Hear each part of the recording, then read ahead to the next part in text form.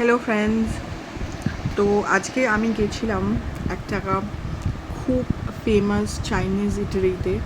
Authentic Chinese, সেখানে সমস্ত খাবার দাবার পাওয়া যায়। অনেক দিনেরই খুব ইচ্ছা ছিল সেখানে যাওয়ার।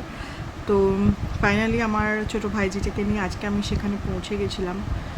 আর অনেস্টলি বলতে আমি এত রিভিউ দেখে গেছি এবং এত রিভিউ আমি পেয়েছি যে আমার এক্সপেকটেশনটা সামহাও প্রচণ্ড হাই ছিল যে হয়তো খুব ভালো কোনো খাবার দাবার আমরা আমি জানি চাইনিজ বা অথেন্টিক চাইনিজ রান্না খুব স্পাইসি বা প্রচণ্ড যে ফ্লেভার, মানে যেটা আমরা ইন্ডিয়ান খাবারে পাই, যে ইন্ডো চাইনিজে পাই, সেটা হয়তো থাকে না।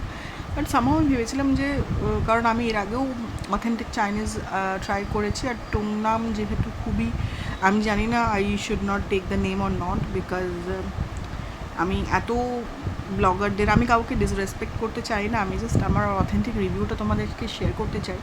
তো আমি তোমাদেরকে খাবার যেগুলো আমি খেয়েছি সেটাও আমি তোমাদেরকে বলবো, তার সাথে তার প্রাইসগুলো আমি বলবো।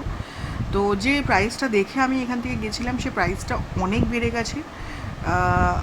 Are the price is really not worth it actually. যে খাবারটা আমরা খেয়েছি তার সাথে যে প্রাইসটা আমরা পে করেছি সেটা ইটস টু মাচ।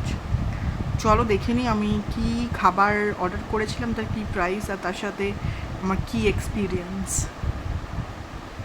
চলো, এই যে বন্ধুরা দেখতেই পাচ্ছ, এটা টুংনামের সামনে। এখান থেকে আমরা বেরিয়ে যাচ্ছি। আসলে এই ক্লিপটা পরের দিকে নেওয়া, প্রথমে নিতে পারিনি। তো এই যে চলে এসেছি রেস্টুরেন্টের ভেতরে। এটা হচ্ছে ওনাদের মেনু কার্ড। তোমাদেরকে মেনু কার্ডটা খুলে আমি দেখাচ্ছি যে রেস্টুরেন্টে প্রোডাক্টের মানে যে আইটেমসগুলো আছে তার দামগুলো কীরকম। এই যে ফ্রাইড ওয়ন্টন যেটা এখানে 220 টাকা দেখাচ্ছে, সেটা কিন্তু যেটা নেটে আছে সেটা কিন্তু দামের সাথে অনেকটাই তফাৎ। আর এই যে অ্যাম্বিয়েন্সটা তোমরা দেখতেই পাচ্ছ, এটা অ্যাম্বিয়েন্স প্রায় বলা চলে না, একটা ছোট রেস্টুরেন্ট। আমি খুব একটা বেশি অ্যাম্বিয়েন্স এখান থেকে এক্সপেক্টও করিনি। খুবই ছোট অথেন্টিক চাইনিজ রেস্টুরেন্ট যেরকম হয় এটা সেরকমই। মোটামুটি পরিষ্কার পরিচ্ছন্ন বললেই চলে।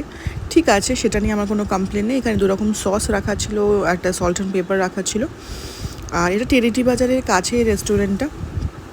এই যে একটা চিলি ভিনেগার এখানে ছিল, আর এখানে একটা দারুণ সস ছিল। এই সসটা সত্যি খুবই ভালো খেতে ছিল। তো চলো এবার আমরা যা যা খাবার অর্ডার করেছিলাম সেগুলো তো চলে আসি। এটা হচ্ছে ফ্রাইড ওয়ন্টন, যেটা নিয়েছিল হচ্ছে 220 টাকা। সত্যি কথা বলতে এই ফ্রাইড ওয়ন্টনটা আমি এর থেকে অনেক কম প্রাইস এবং অনেক ফ্লেভারফুল আমি চায়না টাউনে খেয়েছি। এবং এখানের এই যে ভাজাটা যেটা হয়েছিল, যে তেলে সে একটা ভাজা হয়েছিল, সেই অয়েলটার একটা অদ্ভুত একটা স্মেল আসছিলো, so which I really don't like it. যাই হোক, তারপরে ডিসঅ্যাপয়েন্ট হয়ে পরের এটাতে নিয়েছিলাম। এটা হচ্ছে পেপার চিকেন ছিল। আমি পেপার চিকেনটা আসলে একটা অন্যরকম আইডিয়া করেছিলাম। এটা জাস্ট চিকেন পকোড়াটাকে আমাদেরকে দিয়ে দিয়েছে পেপার চিকেন বলে। আমি জানি না উনি বুঝতে ভুল করেছেন কি না, but this is not pepper chicken at all. এটা পাতি চিকেন পকোড়া, যেটার দাম কিনা ছিল 200 সামথিং টাকা, মানে 250 টাকার উপরে এটা দাম ছিল। অ্যান্ড চিকেনটা ফ্রেশ থাকলেও ফ্লেভার কিন্তু সেরকম কিচ্ছু ছিল না। এরপরে চলে আসি সব থেকে বড় ডিসঅ্যাপয়েন্টমেন্ট, সেটা হচ্ছে এই হাক্কা নুডলস আর এই চিলি চিকেন। আমাদের নেওয়া, আমি বলতে পারি সব থেকে বাজে এই দুটো ডিশ ছিল।